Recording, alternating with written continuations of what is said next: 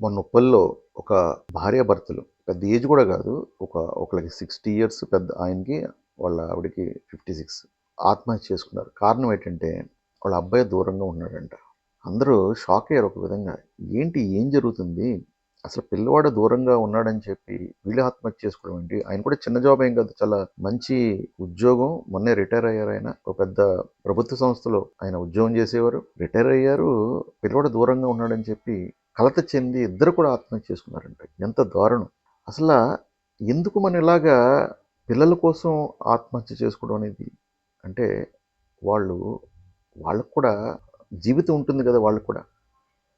వాళ్ళు మా చెప్పు చేతుల్లో ఉండాలి అనుకోవడం ఎంతవరకు కరెక్టు? ఎక్కడ లోపం ఉందంటే అసలు తల్లిదండ్రులకే విషయం అర్థం కావటం లేదు. మా కడుపును పుట్టారు కాబట్టి వాళ్ళు మా మాటే వినాలి, ఏమి చెప్పినట్టే చేయాలి అని ఆలోచిస్తున్నారు కాబట్టి అలా జరగడం లేదు అక్కడ వాస్తవిక కోణంలో. ఎందుకంటే పిల్లల్ని పెంచడం అనేది చాలా బాధ్యతతో కూడిన గొప్ప కళ చెప్పాలంటే. కానీ ఇక్కడ మనకి ఏం జరుగుతుందంటే మన పిల్లల్ని పెంచాల్సిన పద్ధతిలో చాలా పెద్ద లోపం ఏంటంటే విద్యా వ్యవస్థ. వారు చిన్నప్పటి నుంచి అంటే వాళ్ళు ఈ లోకానికి విజిటర్స్ అన్నమాట. కొత్త. వాళ్ళకి ఈ ప్రపంచం కోసం, ఈ జీవితం కోసం ఏమీ తెలియదు. కానీ అప్పటికే ఈ ప్రపంచంలోకి వచ్చి మొత్తం ప్రపంచాన్ని చదివి, జీవితాన్ని చదివి అర్థం చేసుకున్న వాళ్ళు, ఆ ప్రపంచానికి కొత్తగా వచ్చిన విజిటర్స్ ఎవరైతే ఉన్నారో ఆ పిల్లలు అంటే వారి పిల్లలు ఎలా వచ్చారు? వారి పిల్లలు రావడానికి కారణం ఏంటంటే వాళ్ళ తల్లిదండ్రులే వారి పిల్లల్ని ఈ భూమి మీదకి తీసుకొచ్చారు. సో బాధ్యత అంతా వాళ్ళదే. ఈ జీవితం కోసం వాళ్ళు ఆ పిల్లలకి చెప్పాలి ఓపికగా. కానీ ఆ చెప్పే సిస్టమ్ ఉంది అసలు.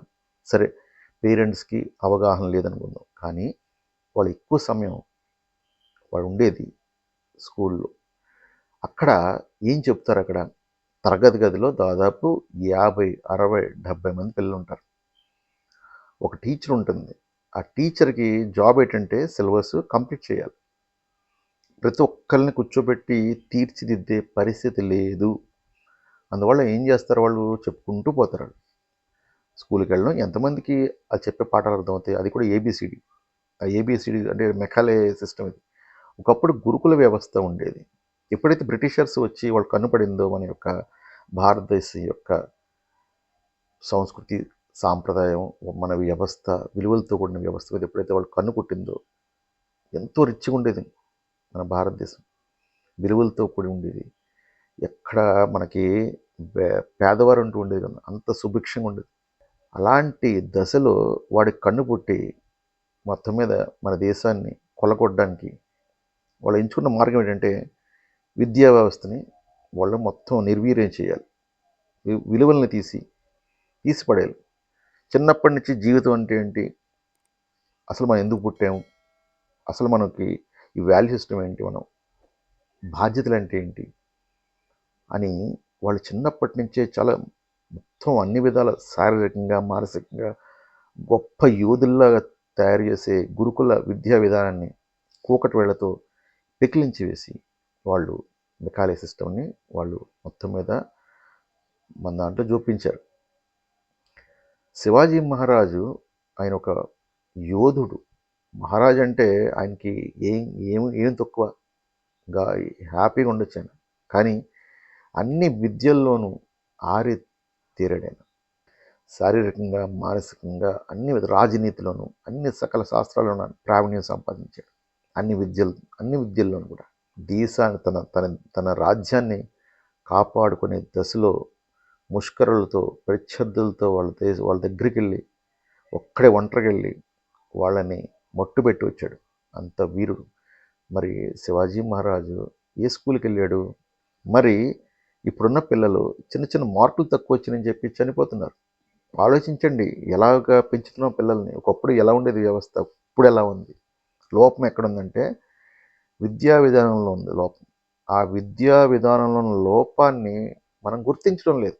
పిల్లల్ని స్కూల్కి పంపిస్తున్నాం, వాళ్ళు మార్కులు వస్తున్నాయి, కేవలం మార్కులు వస్తున్నాయి, మార్కులను చూస్తున్నారు తప్పించి వాళ్ళ జీవితాన్ని అర్థం చేసుకుంటున్నారా లేదా? మార్కుల కోసం చదవడం ఏంటి?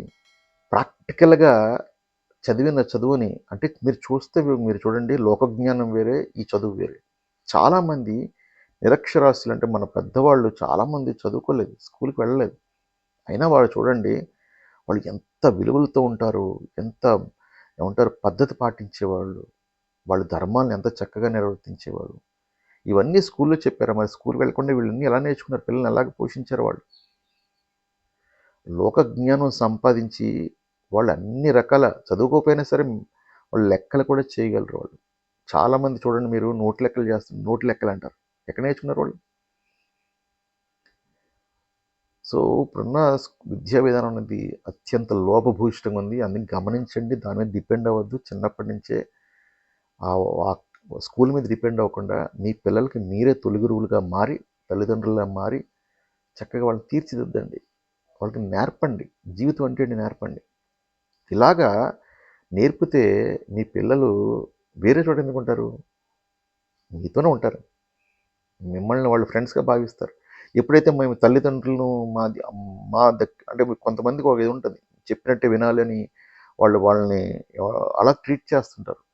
వాళ్ళని వాళ్ళ వాళ్ళు మా చెప్పు చేతల్లో ఉండాలి అన్నట్టుగా వాళ్ళు చిన్నప్పటి నుంచి కొంతమంది అతి గారాబంతో పెంచుతారు. గారాబం ప్రేమ, వాళ్ళు మన ప్రేమను అర్థం చేసుకుంటారు అనుకుంటారు. వాళ్ళకి అడగనే అన్నీ ఇచ్చేస్తారు.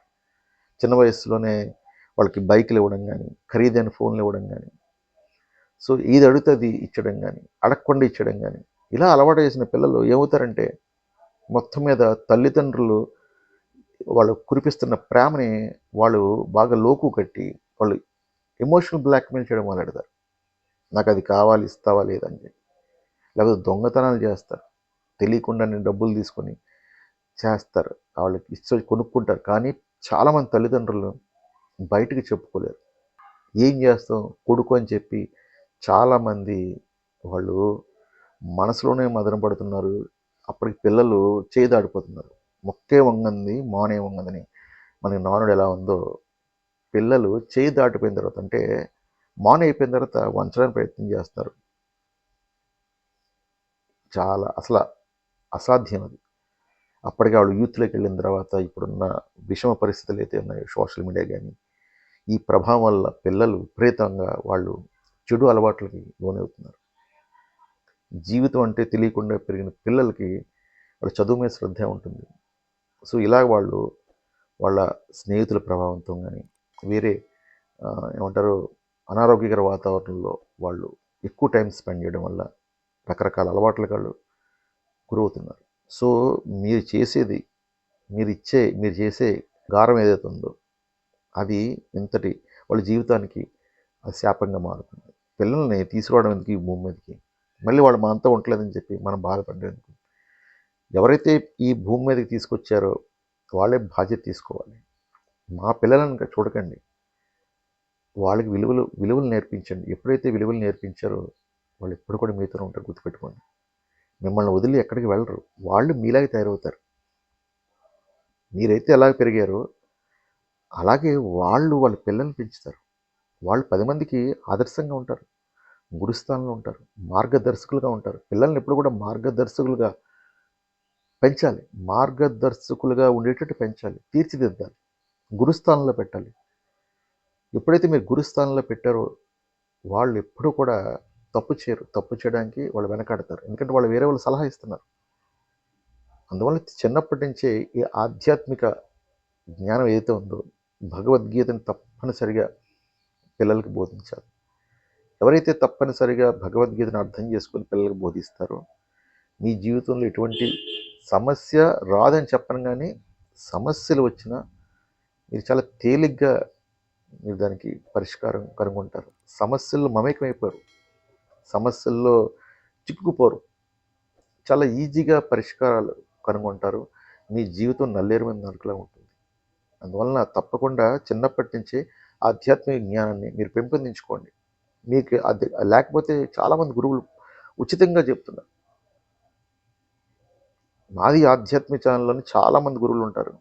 వాళ్ళని వీలైతే కలవండి. కలిసి అసలు జీవితం అంటే ఏంటి, పిల్లల్ని మేము ఎలా పెంచాలి అని ఒకసారి వాళ్ళతో మాట్లాడండి, ఆత్మవిమర్శ చేసుకోండి. లేకపోతే ఇలాగే మన ఆత్మహత్యలు చేసుకోవాలి అందరూ కూడా. ఎందుకంటే పిల్లలు ఎప్పుడు కూడా గారంగా పెరిగిన పిల్లలు, అలాగే విలువలు లేకుండా పెరిగిన పిల్లలు, ఈ స్కూల్ మీద డిపెండ్ అయిన పిల్లలు ఎప్పుడు కూడా వాళ్ళు విలువల కోసం ఆలోచించరు.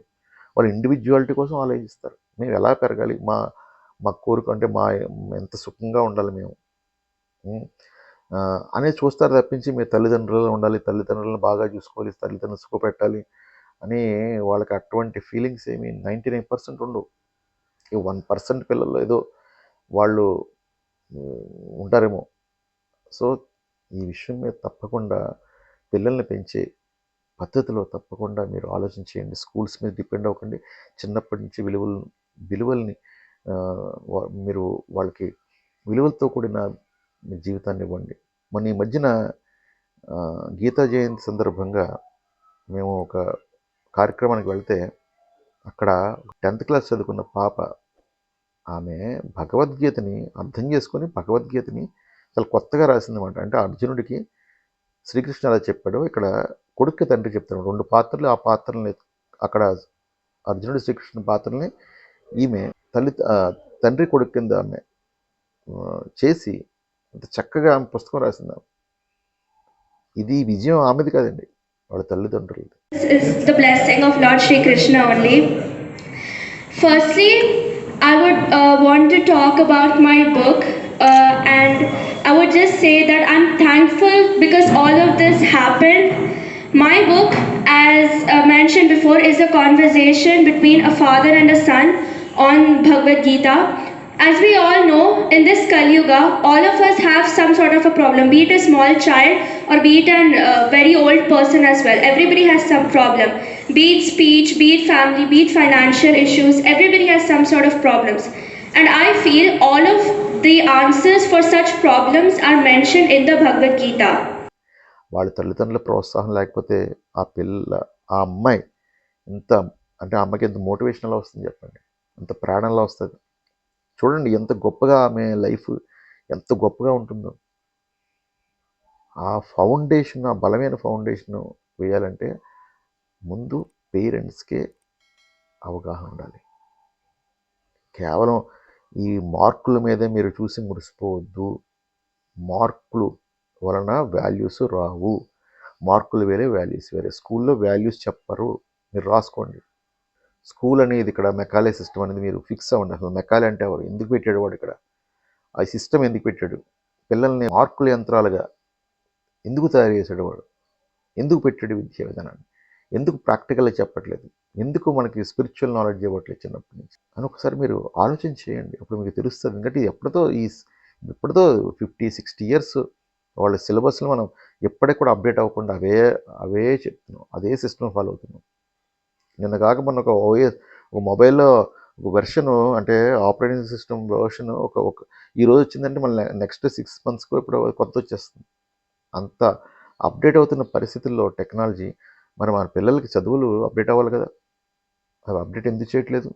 వ్యవస్థల లోపం, అవి వెంటనే మార్చడానికి కుదరదు అవి. సో మనమే మారాలి. మీరే ఆలోచించండి. ఈ స్కూల్స్ మీద డిపెండ్ అవ్వద్దు.